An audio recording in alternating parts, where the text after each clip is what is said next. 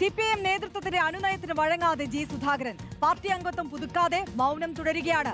അടുത്ത ദിവസം ആലപ്പുഴയിലെത്തുന്ന മുഖ്യമന്ത്രി ജി സുധാകരനെ അനുനയിപ്പിക്കാൻ ഇടപെടുമോ എന്നാണ് ആകാംക്ഷ. അമ്പലപ്പുഴയിൽ സ്വതന്ത്ര സ്ഥാനാർത്ഥിയായി മത്സരിക്കുമെന്ന ശക്തമായ പ്രചാരണമുണ്ടെങ്കിലും ജി സുധാകരൻ ഇതുവരെ പ്രതികരിച്ചിട്ടില്ല.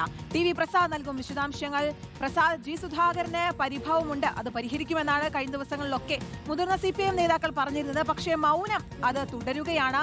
ഇനി മുഖ്യമന്ത്രി എത്തട്ടെ, എന്നിട്ടാവാം മൗനം വെടിയാം എന്നുള്ള ഒരു നിഗമനത്തിലാണ്, അല്ലെങ്കിൽ അങ്ങനെ ഒരു തീരുമാനത്തിലാണോ ഇപ്പോൾ ജി സുധാകരനുള്ളത്? ജി സുധാകരന്റെ മനസ്സിൽ എന്തായിരിക്കും പ്രസാദ്?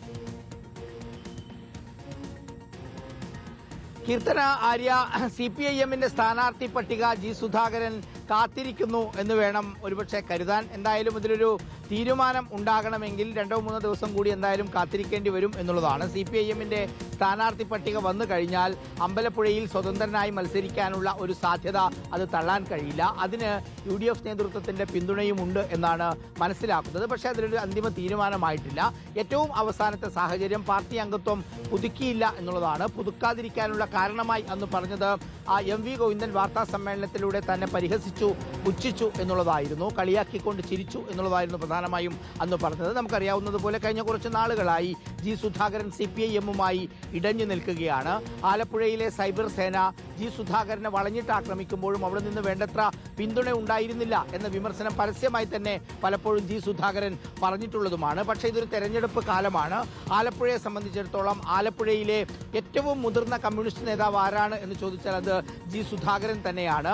പാർലമെന്ററി രാഷ്ട്രീയത്തിൽ നിന്ന് മാറി നിൽക്കുന്നുണ്ടെങ്കിൽ പോലും ബാക്കി എല്ലാ കാര്യങ്ങളിലും ജി സുധാകരൻ അവിടെ സജീവമായിരുന്നു. ചില പരിപാടികളിലെല്ലാം പങ്കെടുക്കുന്നത് നമ്മളെല്ലാവരും കണ്ടിട്ടുള്ളതുമാണ്. ഇനിയിപ്പോൾ CPIMന്റെ സ്ഥാനാർത്ഥി പട്ടിക വന്നു കഴിഞ്ഞാൽ സ്വതന്ത്രനായി അമ്പലപ്പുഴയിൽ മത്സരിക്കുമോ, അതിന് UDFന്റെ പിന്തുണ ഉണ്ടാകുമോ എന്നുള്ളതാണ് ഉയരുന്ന പ്രധാനപ്പെട്ട ചോദ്യം. അതിനിടെ ജി സുധാകരൻ അനുനയിപ്പിക്കാനുള്ള ശ്രമം നടത്തുന്നുണ്ട്.